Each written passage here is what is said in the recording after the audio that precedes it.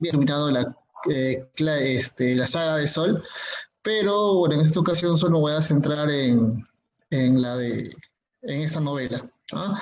Bueno, particularmente algo personal que que esta es una de mis novelas favoritas del autor, y el estudio que hago sobre esta novela es una forma de agradecimiento, ¿no? Porque más allá de verlo como otro literario, también lo he visto como amigo, como guía, ¿no? A Jorge Eslava. Es una la tesis es una forma de agradecerle a él por todo, por las enseñanzas, ¿no? Los años de amistad.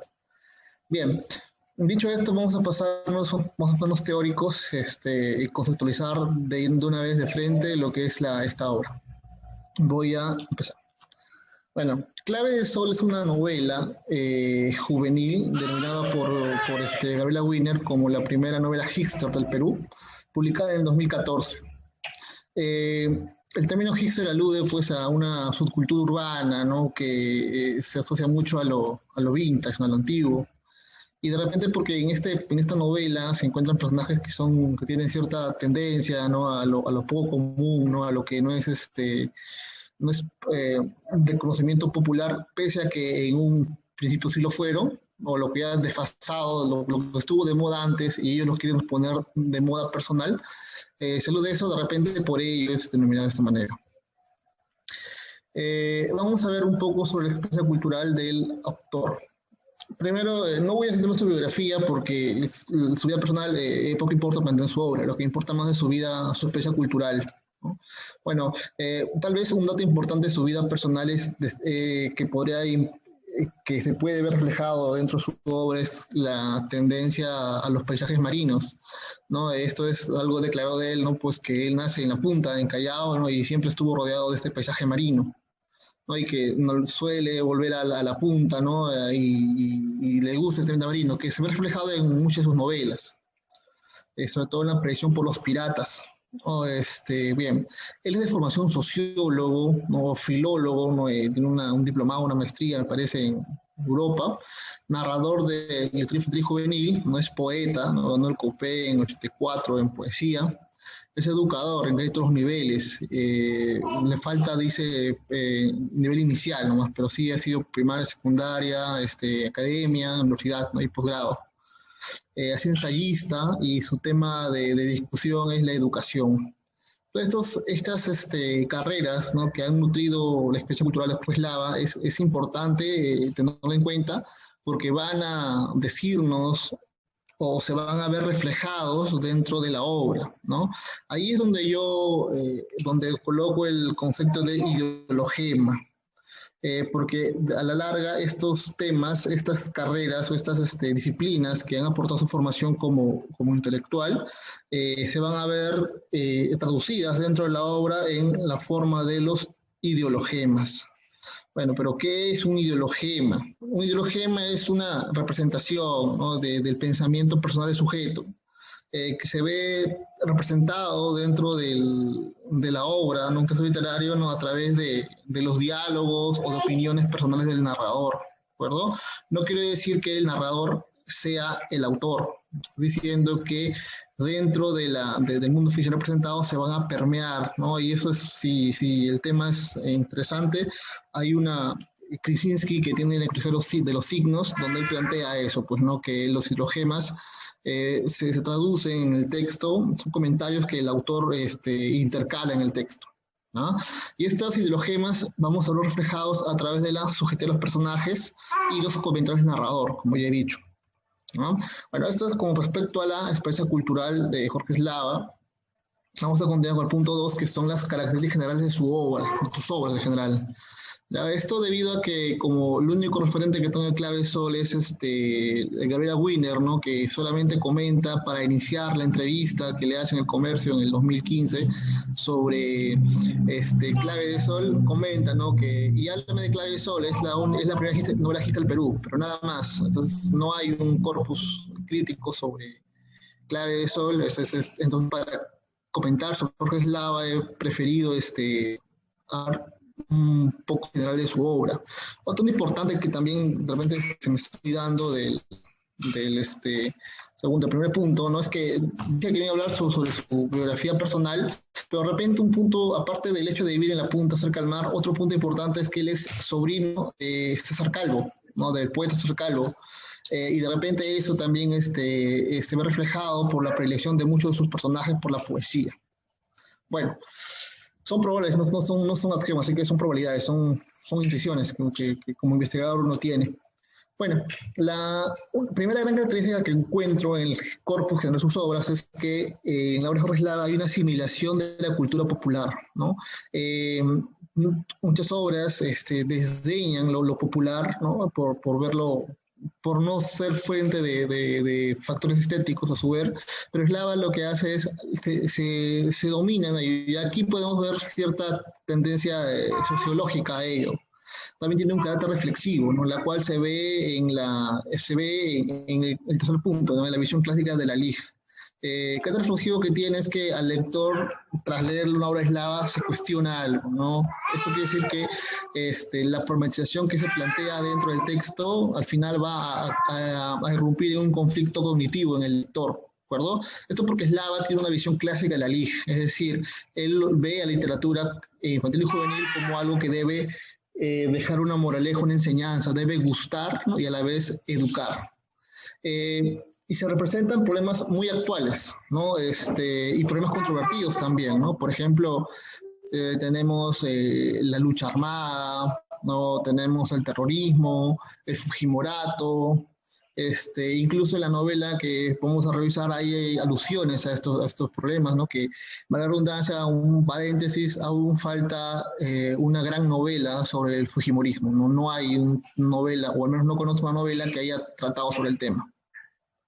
Hay un papel activo del lado materno, ¿no? La mujer, la madre, en este caso, las madres en las obras de Eslava, son siempre las que tienen soluciones, ¿no? Son siempre las que ayudan al hijo, son siempre las que consuelan, ¿no? Las que tienen esa especie de salida, ¿no? Es el hada madrina, si se gusta, ¿no? Si se quiere decirlo así, para que el personaje, el protagonista salga del problema. Esto no es en desmedro de la figura paterna, ¿no? La figura paterna cumple un papel secundario, ¿de acuerdo? Pero como papel secundario no estoy diciendo que sea menos importante, ¿no? Sino que es importante la figura paterna, pero no tiene el protagonismo que tienen las figuras, la madre, por ejemplo. La figura paterna, un ejemplo que se puede, la figura paterna, de repente aparece en una conversación, ¿no? Y con un consejo que da, solamente un diálogo, una línea, ya cambia la historia, la visión de ver del protagonista, y ya cambia la historia. O sea, si se entra un protagonista y el padre, como personaje secundario, da una opinión, hace que el protagonista cambie, cambie, no sé, de forma de pensar, ya hizo algo, no algo la figura paterna. Esta función la cumple siempre en la figura paterna en todo, ¿no? Se puede ver en Templado, por ejemplo. El padre es un tipo despistado, no tiene injerencia en la obra, sin embargo, es a raíz de una acción que él comete, ¿no? que él realiza así, que ni siquiera se narra, ¿no? se deduce, que cambie la historia del protagonista. Se mezcla registros, ¿no? Se va a ver muchos registros, pero no son registros dialectales, sino son registros, ¿cómo decirlo?, de subculturas, ¿no? Podemos hablar, por ejemplo, en sus novelas de piratas, ¿no? Hay en Capitán Centella, por ejemplo, hay un lenguaje un poco refinado, ¿no? por parte del Capitán Centella, mientras que otros piratas tienen un lenguaje un poco más burdo, ¿no? Igual, se diferencia también bastante el lenguaje del narrador, ¿no? Y esto es algo que me gusta en la narrativa eslava, que siempre tiene, el narrador pule su lenguaje, ¿no? Y siempre está con la característica, el adjetivo preciso. Hay representación de una clase media burguesa, sí, eso se puede ver con mayor claridad en esta novela, en la saga de Sol, pero se abunda bastante, se hace hincapié bastante en la vida de una familia, ¿no? De clase media, pues, que tiene ciertas comodidades, ¿no? Que su lucha no es por sobrevivir, sino es una lucha más que nada existencial, ¿no? Es por encontrarse, por tener identidad, ¿no? Incluso lucha amorosa. Lo que no desmerece esta crítica no desmerece su obra, ¿no? Al contrario, me parece que es una epopeya de la clase media, al menos de la clase media vista desde el punto de vista de un adolescente. ¿Ah? Y hay mucha atención al contexto. Constantemente en la obra se está refiriendo a los contextos, ¿no? Se está haciendo llamadas o se está contextualizando ya sea por un referente, ¿no? Por ejemplo, no recuerdo si es Frontera Super Cochino, donde se habla sobre este niño, ¿no? Que no recuerdo no recuerdo si es este autor, si es esta novela, pero se habla sobre la comida, ¿no? Y se menciona que el Perú es boom gastronómico, entonces ahí me da un contexto, pues me está llamando 2013 más o menos, ¿no? Y así, todas sus obras siempre es una llamada, ¿no? Que me va a ubicar contextualmente a la historia. Y sobre todo, que a mí me parece la crítica más llamativa, es una narrativa postmoderna, puesto que cumple con ciertas características que autores como Fuguet han hablado sobre ella, pues, ¿no? Y que en mi hipótesis voy a mostrarlo mejor. El tercer punto, ¿no? Vamos a analizar los paratextos para entender la obra, pues, ¿no? Para empezar, la obra se llama Clave de Sol, es el título que se le ha dado, ¿no? Es una clara alusión a esta figura, ¿no? De tomar la música, que sirve para dar inicio a la escritura del pentagrama. Entonces, claramente me está diciendo que la novela, o claramente entiendo que la novela va a recurrir bastante a la música, ¿no? El otro pretexto que hay que analizar es el destinatario, ¿no? El destinatario y el epígrafe, que viene con un epígrafe a la vez, no están juntos los dos, que es el que está ahí en la pequeña foto, ¿no? Para mi hija Nayara, con esta tonada de Kiko Veneno, échate un cantecito con el corazón, las penas en la sombra, alegría en sol mayor. Si bien hay una referencia, ¿no? A Sol, ¿no? Creo que hay que poner más hincapié en el autor, en Kiko Veneno, ¿no? Que es un cantante español, que, bueno, no sé si estuvo muy de moda en el Perú, pero al menos en España es muy conocido entre los jóvenes, ¿no? Ahí el referente me está diciendo este pretexto que se va a mezclar por una cultura popular entre los jóvenes, ¿no? Que de eso más o menos ya me está creando la base sobre la que va a estar cimentada la novela. El otro punto es la estructura del texto, el punto 5. La novela consta de dos partes, además de un prólogo y un epílogo. Hay dos narradores. Los capítulos, aunque no están numerados los capítulos, si uno se da el traje de numerarlos, puede tenerlos como impares, ¿no? Y los pares. Los capítulos impares, como por ejemplo Viento del Rompeolas, El Niño Pontífice, Los Barbudos, Lágrimas de un Ojo, etcétera, todos los que tienen ese ritmo, siempre tienen un narrador protagonista. Mientras los capítulos pares, como Ojos Tristes, Fiesta de Promoción, Reino junto al mar, etcétera, tienen un narrador objetivo testigo, no omnisciente, porque no está exento de dar opiniones personales, no es narrador sí da opiniones personales. Es como un personaje que está en la escena grabando. Es más, acá hay algo interesante, ¿no? Que, bueno, no lo voy a llorar, lo voy a ir más adelante, ¿no? Tiene esta estructura, ¿no? Tiene un prólogo, la primera parte, segunda parte y el epílogo. En el prólogo encontramos la presentación del narrador, que es el Che, ¿no? A través de una anécdota, ¿no? Con unas cámaras de videos. Y eso ya me está diciendo bastante, ¿no? Me está narrando sobre cómo fue la primera filmación, ¿no? de su padre, del padre del Che, ¿no? Y cuenta esa primera escena donde se cae en el río, ¿no? Y su mamá lo rescata, etc. ¿No? Ahí vemos, ¿no? La mamá que rescata al niño, ¿no? La figura materna, y vemos cómo todo causa por la intervención del padre, ¿no? Entonces, eso es la dinámica que expliqué arriba sobre el papel materno y el papel paterno. En la primera parte de la novela vamos a asistir al fin de la carrera del Che. El Che es historiador, ¿no? Bueno, es un estudiante de historia. Y bueno, egresa, ¿no? Como historiador, y a la par se dedica a la enseñanza, ¿no? En un colegio. Bueno, entonces la primera parte, en los capítulos impares, asistimos a cómo el Che se relaciona con sus amigos, y el rato primero es cómo el Che termina la carrera de historia. Mientras que la segunda parte, los capítulos pares, en la primera parte, perdón, me habla sobre el fin de la época colegial del personaje de Sol. Un adolescente que no le gusta el colegio, no porque no aprenda nada, sino por la gente, por sus compañeros. ¿Ah? Entonces tenemos una primera parte, una historia de, si se quiere, una historia de aprendizaje, ¿no? Mientras que en la segunda parte vemos que se narran las vacaciones tanto del Che como de Sol, ¿no? El Che decide su tesis, decide estudiar francés, Sol decide estudiar música, ser cantante, estudiar francés, ¿no? Y ambas partes, ¿no? La primera parte tiene contexto en 1999, mientras que la segunda parte tiene año 2000. ¿No? Y se alude constantemente a estos hechos, los hechos del fin de siglo, al fujimorismo, etc. Y al final estas historias se van a juntar en el epílogo, donde Che y Sol se conocen, ¿no? Se juntan, y justamente en la marcha Cuatro Suyos, el 7 de julio del 2000. Esta es la parte formal. Vamos con la parte de contenido, de fondo. La hipótesis de trabajo para que se entienda mejor mi exposición son dos, ¿no? Primero es que Clave de Sol es una novela postmoderna, puesto que en ella se pueden encontrar características que la clasifican como tal. Ejemplo, la ruptura de los formatos tradicionales, el diálogo entre distintas experiencias culturales, cuestionamiento de relatos oficiales y interés por lo marginal. Mi segunda hipótesis, en Clave de Sol se prioriza la subjetividad de los personajes y cómo ésta se relaciona con la representación del personaje adolescente y la cultura juvenil. Estas dos son las hipótesis de trabajo, que a medida que explica características de la novela, del texto, vamos a ver que se cumple. Primero, análisis del texto. Vamos a buscar encontramos que hay una búsqueda de una identidad a partir del no yo, ¿no? El no yo es, en términos psicoanalíticos, es aquello que no soy yo, ¿no? Sé que suena tonto, pero así se lo define.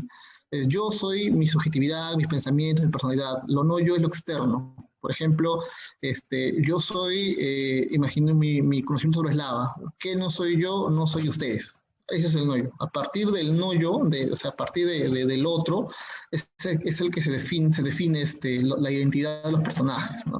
Por ejemplo, Camilo, Fidel y el Che, los barbudos, ¿no? Que son los personajes amigos, ellos se definen como antisistemas, se definen a partir del supuestamente antisistema, del otro antisistema.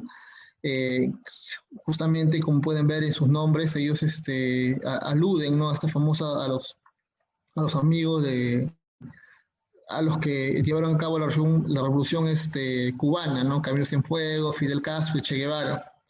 Y es curioso, ¿no?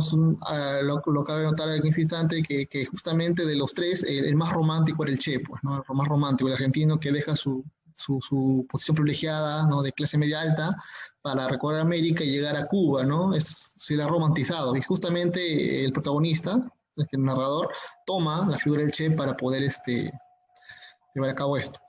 Luego tenemos a un personaje que se le denomina como ella, ¿no? Cuando el Che se refiere a este personaje, le nombra como ella, y como sus amigos la nombran, siempre usan un esdrújulo, ¿no? Le dicen tóxica, infómana, clítoris, aparece también, ¿no? Así, siempre usa un sobrenombre, ¿no? Y la regla es que debe tener siempre ser un esdrújulo. Ella, al contrario, es una posición medio prosistema, no está de acuerdo y se manifiesta todo su pensamiento cuando en la página, en la página 44, ¿no? Se le pide que vote por Toledo y él dice, no, por ese cholo no, dice. Y también es se piensa que su saber o el conocimiento que tiene, no es de la católica, la muchacha, es suficiente, ¿no? Para entender la realidad peruana, ¿no? Hay un comentario que dice que ella hace en que la pacificación de Fujimori fue buena, ¿no? Murieron algunas víctimas, pero era necesario. Y se nota que también tiene una posición burguesa, ¿no? Porque describe su familia en la página 49. Mientras que Sol es una persona que está en el aprendizaje. Es una persona que no tiene una identidad propia y está buscando en lo cultural, ¿no? Todos estos personajes tienen una forma, bueno, al menos los dos primeros, ¿no? El primer grupo, Camilo, Fidel, el Che y ella, tiene una función académica. Los tres primeros son de la San Marcos, estudian filosofía, historia, mientras que la última, es de la Católica. Es literatura, si no recuerdo mal. Tienen un capital cultural académico, ya, o sea, tienen lecturas, tienen una formación, tienen herramientas para entender la realidad. Por eso mismo, en sus conversaciones cuestionan, comentan el contexto. Mientras que Sol tiene un capital cultural que está en formación, ¿no? Lo está formando a través de sus referentes, sobre la cultura que ella va consumiendo, ¿no? Que es la cultura popular.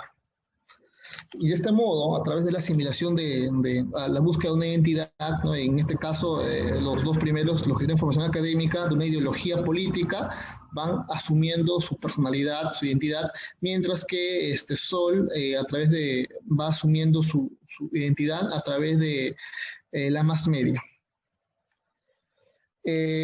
Hay referencias culturales, ya que hablamos de la más media, ¿no? Tenemos la más saltante es la música, tenemos el cine, la TV y literatura.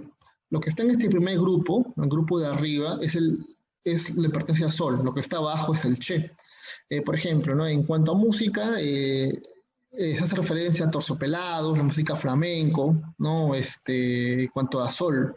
En cuanto a cine, no nombra algo explícito, pero aprende. En cuanto a TV, a los Simpsons, nombra, no, es predilecto los Simpsons, Sol. Literatura, ella está más allegada al Edgar Allan Poe. Mientras que el Che, por su parte, él tiene autores como Joan Baez, Jack Brel, que si nos damos cuenta son autores que siempre están ligados a la música de protesta, ¿no? De los años 60.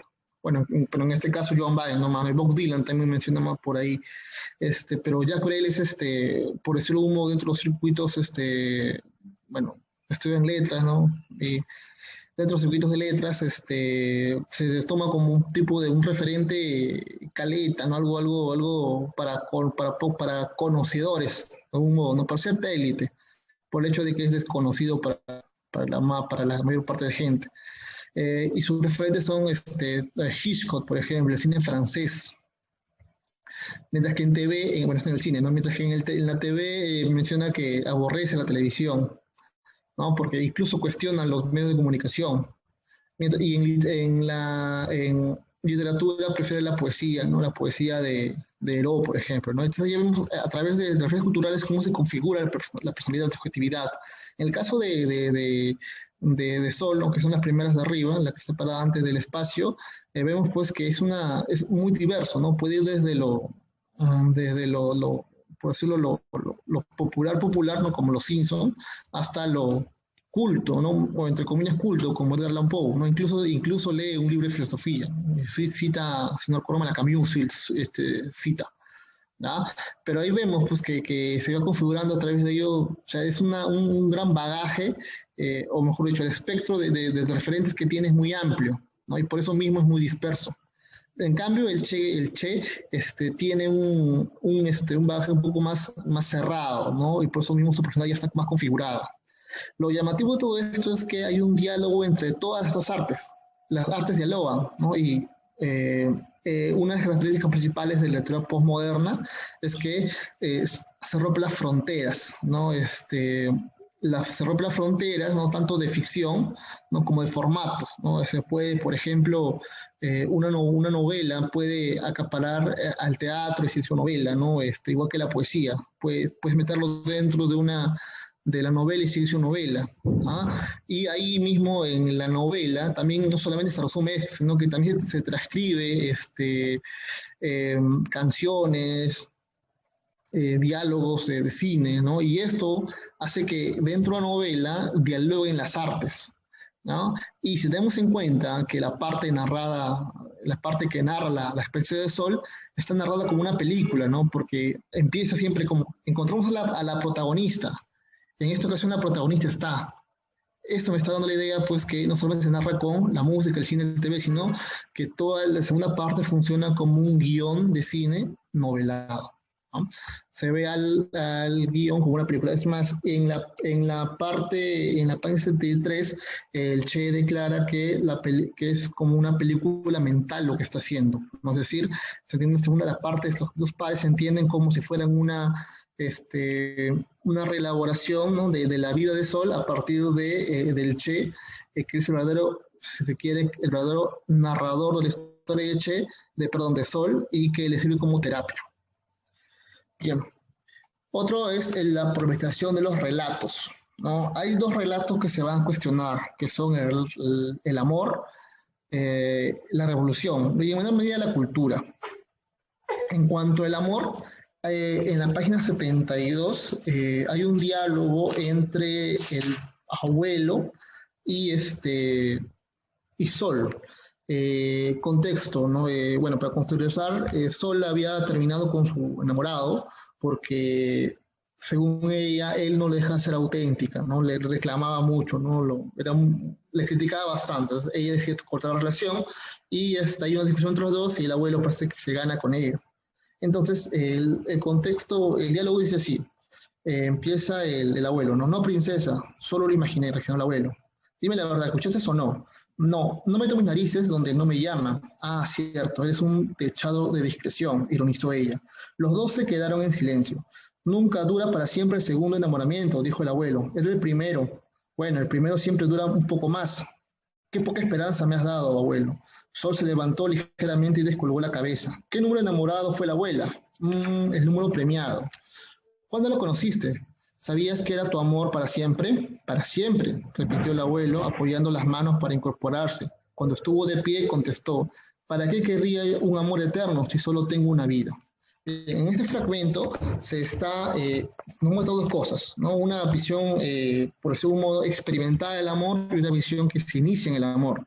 En esta ocasión, la visión que se inicia del amor es por parte de Sol y vemos que tiene una noción romántica del amor, no está idealizado el amor.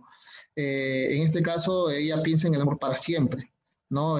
Bueno, y el abuelo se trae bajo el relato pero ¿para qué un amor para siempre? Yo soy limitado, dice, pues, ¿no? Pues ahí hay un cuestionamiento del amor, ¿no? Que primer punto, el amor no es eterno. Yo sé que duele, pero es la verdad. Segundo punto, la revolución, ¿no? Este es un poco más crítico, ¿no? Más en la página 73, en el epílogo, no, perdón, es en la página Entre la multitud, es el capítulo, todo el capítulo es un cuestionamiento a la revolución, ¿no? Nos presenta al Che yendo a marchar por los cuatro suyos, pero al final deserta la marcha y se va con Sol, ¿no? Y él ve lo que pasa se entera mediante los medios de comunicación, ¿no? Incluso le agradece a Sol el haberla salvado de la marcha, ¿no? Ambos se conocen en el liceo de francés, en la nación francesa, y se reencuentran, se conocen de vista y se conocen en personas, ya intercambian palabras. Esto me está diciendo pues que no hay un compromiso del revolucionario con la revolución, ¿no? Que él mismo se cuestiona la idea de revolución, del cambio, ¿no? En este caso creo que es una revolución, la revolución un poco más marxista, ¿no? Si cabe el término, pero que sí cabe el término, pero se cuestiona, ¿no? Y prefiere vivir en lo que sería en términos marxistas, ¿no? En la comunidad burguesa del amor, que vivir en el fragor de la batalla. Entonces ahí hay un cuestionamiento a la revolución. He dejado la cultura, ¿no? En la cultura, en la página 98, que se llama marcador a favor. Acá hay algo interesante, pues, ¿no? Que de repente, bueno, yo sé que al profesor le gusta fútbol, ¿no? Y también a Jorge Lava le gusta el fútbol, ¿no? Y a mí también me gusta el fútbol. Pero sin embargo, hay cierto sector de la intelectualidad que rechaza el fútbol por ser un deporte popular, ¿no? Incluso se apelan a estas frases de Borges, ¿no? Que el fútbol es un grupo para idiotas, dice, pues, ¿no? Y visibilizan, pues, los aportes de repente de Galeano, pues, ¿no? Que amaba el fútbol. O Vargas Llosa, ¿no? Que también es de la U. Pero aquí es interesante porque acá mientras se compara la vida, ¿no? Con el fútbol. Entonces, en este monólogo del Che, vemos que se armonizan no solamente el fútbol, sino que dentro del fútbol entra también a tallar Vallejo, ¿no? Cita, mientras está reflexionando sobre el fútbol, cita perdón, mientras evalúa su vida, ¿no? Mientras cita a Oscar Ibáñez, ¿no? Por ahí cita en otra página Cañizares, en toda apertura. Aquí, a Chemo Solar también cita, aquí también es una conversación con Vallejo, pues, ¿no? Con Vallejo. Y entre los dos, esto es interesante, ¿eh? Entre citar al fútbol, citar a Vallejo, hay una especie de una dialéctica que él hace y que se enfoca en el último párrafo del texto, donde él llega a una reflexión, ¿no? Ayudado por estas dos ideas que son aparentemente contrarias. Entonces, este capítulo parece un muy buen ejemplo para poder entender esta dialéctica de la cultura, ¿no? que se enfoca en la figura del Che, en la alta cultura, en la cultura popular, cómo en él se fusionan. ¿no? Se rechazan los grandes relatos, ¿no? De la alta cultura, como por ejemplo, no sé, los intelectuales odian el fútbol, ¿no? Es una máxima que de repente sigue hasta estos días, y se mira hacia lo marginal, ¿no? Por el Che también mira, así como el Che es adicto al fútbol, también es adicto a algo que lastimosamente en la cultura actual, la cultura adolescente, no se cultiva, que es la lírica, ¿no? La lírica llega a ser tan poco cultivada que ha sido algo, un artefacto, que es actualmente un artefacto de lujo, pues, ¿no? Por no decir otra cosa. Y pues, por segundo otro modo, la BD, ¿no? De los lectores, ¿no? Adolescentes, la novela, mientras que la lírica se deja de lado. El Che, al profesar el fútbol y quedarse con la lírica, está juntando estas dos, pues tanto otra vez la alta cultura como la cultura popular. Siguiente punto, ¿no? Se prioriza lo subjetivo, ¿no? Y bueno, aquí en la página 46 vemos, se nos presenta Sol, a tres breves palabras. No, por acá está. 46, sí. Acá está. En este diálogo nos presenta Sol. Dice, ¿no? ¿Y esas creencias, mi amor? Preguntó él, el enamorado de Sol, muy concentrado, después de algunos minutos. Pss, suspiró ella y agregó con fastidio. Hablas como mis abuelos, creencias. Perdona, es que no sabía qué palabra usar. Tendrás que admitir que te han hecho un peinado algo silvestre. Me hiciste el peinado. Estaba horrible. Parecía la dama de hierro. ¿Estás de mal humor? ¿Tendría que estar acaso de buen humor? Creo que sí, es tu fiesta, ¿no? Hace unos días parecías entusiasmada. Parecía. Qué caprichosa, nada de caprichosa. Me insististe tanto que debía estar con el mejor ánimo, que terminé creyéndome. La verdad, no te molestes, por favor. Detesto esta fiesta, la detesto con toda mi alma. Es más, ya no quiero ver a nadie de la promoción. Estás loca, Sol. Es todo lo que se te ocurre decir cuando no entiendes algo. ¿Qué debo entender ahora? Llego y te encuentro con zapatillas, tu cabeza hecho un plumero y tú súper molesta. No estabas súper molesta, dijo ella en un tono suave. Ah, sí, ahora resulta que yo fui quien te disgustó. No, molesta sí estaba. Volvió a utilizar el mismo tono suave, pero alguien subió los decibeles. Decibelios, corrigió él sin dejar de observar la avenida. Ella volteó y lo miró con furia. Aquí, por ejemplo, ¿no? Se nos presenta a una persona inestable emocionalmente, pues, ¿no? Que es una característica propia del adolescente, que vamos a ver un poco más adelante, y que pues está en constante cambio emocional, ¿no? Está que quiere y no quiere, y además está en una especie de dependencia. ¿Por qué? Porque ella accede a ir a la fiesta por existencia de él, pues, ¿no? Entonces hay cierta dependencia, bueno, no se llama dependencia, tal vez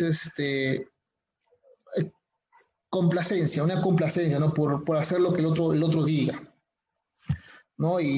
Pero sin embargo, en esta búsqueda de complacer al otro, ella no desaparece, no se diluye, o sea, no se aliena, sino que ella mantiene su personalidad, ¿no? Y esta personalidad que ella mantiene, entra en cuestionamiento con lo que los demás desean de ella, ¿no? Bien, en la página 77 también hay algo similar. El himno religioso, pues, ¿no? Aquí hay una discusión de Sol con su abuela, ¿no? Y su abuelo con respecto a su futuro, ¿no? Ella quiere ser cantante, pero sus abuelos están en descontento con ella, o no la apoyan. Bueno, no es que no la apoyen, sino que quiere que coja otra carrera. Bueno, y ahí pues vemos otra vez, ¿no? Sol empieza a mostrar su personalidad, o la que va aprendiendo, ¿no? Sus gustos, conocemos un poco más el mundo interior de Sol, pues, ¿no? Y aparte que todo lo que ella tiene y quiere está ligado a la música, ¿no? Por ejemplo, sus pescaditos, los yuppies creo que se llaman, ahora le llaman groupies, como si fueran seguidores de una banda rock, pues, ¿no? Eh, por lo tanto, por otro lado, en la página 50 encontramos la personalidad del Che, ¿no? Él es una persona que se examina, ¿no? Y asimismo no tiene clemencia con él mismo, ¿no? Es muy ¿cómo le dicen? Autodestructivo con sus palabras, ¿no? O mejor dicho, es muy punitivo consigo mismo. Eh, Acá me dicen, ¿no? Empieza la página 50. Sí, donde él menciona, pues, ¿no? Se presenta como personaje, como estudiante de historia, ¿no? Como profesor, ¿no? Como amante de la música. Y en el siguiente página 91 es donde él ya empieza a mostrar, dice, así, yo sentía que la voz de Baez me había salvado. Siempre he sido sugestionable con las canciones y la poesía. Ahí está presentando. Sobre todo antes, cuando estudió literatura. Por las noches leía un montón de literatura nociva. Ahí vemos su predilección por la autodestrucción. Entonces clasificaba los géneros de mis lecturas como perniciosas, inocuas y bienhechoras. Por supuesto, me llegaban altamente los dos últimos y me intoxicaba con Leonard Cohen. Todo el santo día. Sentía claramente cómo se colaba algo viscoso y corrosivo por mis venas y bullía en mi inconsciente. Amanecía a menudo devastado, hasta que decidí cambiarme de facultad. Ahora, en lugar de poesía, devuelvo tratados de ciencias sociales y la música ha dejado paso al cine. Es evidente ahora, resulta casi imposible sustraerme del imperio pirata del VHS en nuestro país. Pues ahí conocemos más al Che, conocemos más su subjetividad. Ahora, ¿por qué son ellos así? ¿Por qué son tan extraídos sobre sí mismos? Bueno, ahí está el contexto. El contexto. Recordemos que todo se ambienta en el segundo gobierno, bueno, a finales del segundo gobierno de Fujimori y a inicios del tercer gobierno de Fujimori. Entonces, como dice Pablo de Lima, la entrada del neoliberalismo al Perú es el inicio de la posmodernidad también. La posmodernidad crea sujetos individualistas, sujetos que ya no miran, no se cuestionan por lo externo, por el contexto, sino que se cuestionan más por su subjetividad, ¿no? Son relatos son más yoístas. Esto sucede con Sol y con Che. Ellos son más yoístas, ¿no? Están primero cuestionándose por su existencia, aunque claro, el Che es un poco más, por su misma ideología, es un poco más abierto al contexto, al cambio, ¿no? Incluso, bueno, tiene la iniciativa de ir a las marchas, pero sigue siendo una persona que está herida, ¿no? por el contexto, ¿no? Por el gobierno. Y en toda la obra hay, bueno, acá también en la parte que he leído hay una referencia cultural, ¿no? O mejor contextual de la época, ¿no? Que es el imperio pirata del VHS. Entonces ya está dibujando una sociedad que no es muy, bueno, que como lo sabemos, que no es que no tiene muchos valores, ¿no? Y esto influye en la personalidad de estos personajes, ¿no? Esto influye en cómo se construye su adolescencia y cómo se construye pues, su cultura. Ahora, la última parte es la adolescencia, ¿ya? La adolescencia, los problemas adolescentes. Bueno, primero vamos a ver que la OMS califica pues, estas 4 características para adolescentes: la maduración física y sexual, el desarrollo de la identidad personal, la adquisición de capacidades intelectuales y de razonamiento, la preparación para establecer relaciones sociales, profesionales y económicas con miras a convertirse en un adulto. ¿Ya? En cambio, vemos que dentro de este espectro no cabe Sol, ¿no? Ella sería un adolescente problemático. ¿Por qué? Porque ella se autolesiona, no se corta el cabello bruscamente, un arrebato, tiene ideas rumiantes, ¿no? Estas ideas rumiantes cobran forma con una voz que le habla, ¿no? Una voz que ella escucha y que dialoga, ¿no? En cierto momento se cuestiona que si es una esquizofrénica, pero acá hay un cuestionamiento, pues, ¿no? Que el autor ha dejado una buena pista, ¿no? En la esquizofrenia, la voz te da órdenes, no te conversa, no te da órdenes. En cambio, esta voz dialoga con Sol, ¿no? Esa voz es ella misma, ¿no? Incluso es ella misma y debate, las dos conversan, pues, ¿no? Un esquizofrénico no puede conversar con su voz, la voz siempre tiene que obedecerle. Esa es la primera diferencia, y eso se ve al final de la obra, ¿no? Cómo descarta que es esquizofrenia también. Ella busca la individualidad, ¿no? Por eso es que está dentro de sus compañeros de clase donde todos están buscando ingeniería, ¿no? Ser funcionales.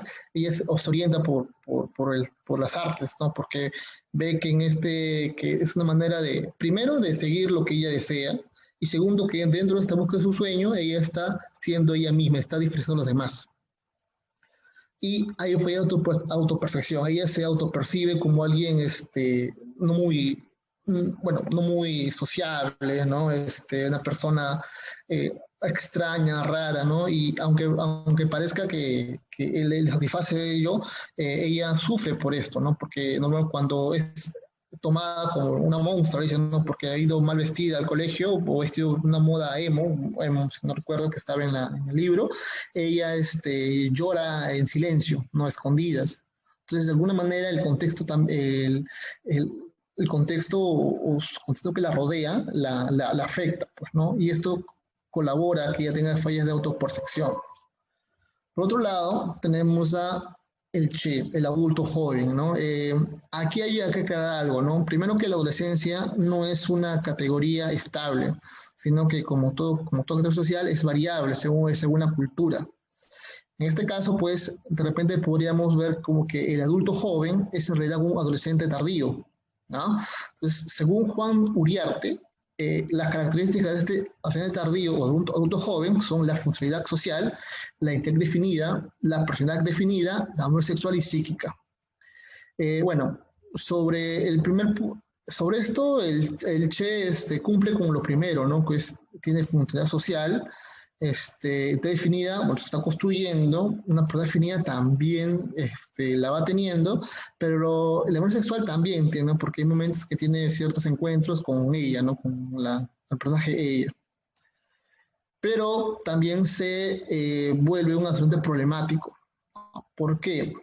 Bueno, en lo social, porque no cabe dentro de del estándar de docente, ¿no? En la obra hay bastantes referencias a libros, ¿no? Que son recomendables para los docentes y también son recomendables, bueno, o son recomendaciones del Che, ¿no? Para llevar esta lucha antisistema, ¿no? Principalmente él es antisistema, ¿no? Está en contra de Fujimori, ¿no? Está en contra del neoliberalismo, está a favor de una sociedad más igualitaria. Y segundo, tiene una posición crítica frente a la educación. Eso es, por ahí está siendo problemático socialmente, está siendo problemático en lo objetivo. En cuanto a su objetivo, en lo personal, falla las emociones.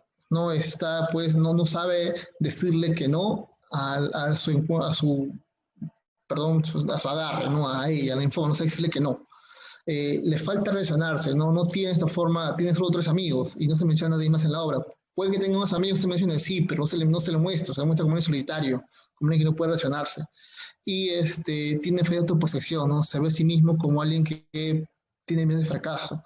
Si bien hay otros lados positivos, como por ejemplo que es disciplinado porque logra cumplir un régimen, ¿no? de educación propia, sí, es cierto. Sin embargo, también es cierto que tiene ciertas fallas, de cierta inmadurez, ¿no? O sea, no ha llegado a la madurez psíquica totalmente. Y esa sería toda mi exposición sobre lo que la obra de Jorge Eslava. Espero, no es una obra muy genial, ¿no? Y espero que les haya gustado.